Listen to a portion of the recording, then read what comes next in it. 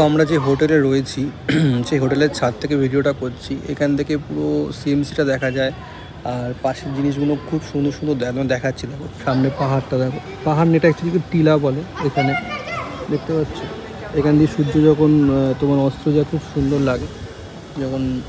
আর এখানে সিএমসিটা একদম কাছে, দেখো ওই যে সিএমসি দেখতে পাচ্ছ, এটা সিএমসি হসপিটাল, যেটা আমরা যাবো, যার জন্য আমরা এসেছি।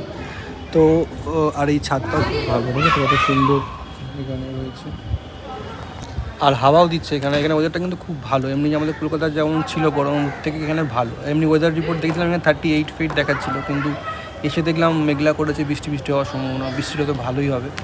এমনি খুব ভালো, এখন অবধি ভালো, কালকে জানি না কতটা কী হবে। আর এখান থেকে বসে সন্ধ্যেবেলা বা এমনি এই সময়টা খুব হাওয়া দেয়, ভালো লাগে অ্যাকচুয়ালি জায়গাটা। আমার তো খুব ভালো লাগে। পেছনে একটা টিলা রয়েছে, কত সুন্দর পরিবেশ এই জায়গাটা।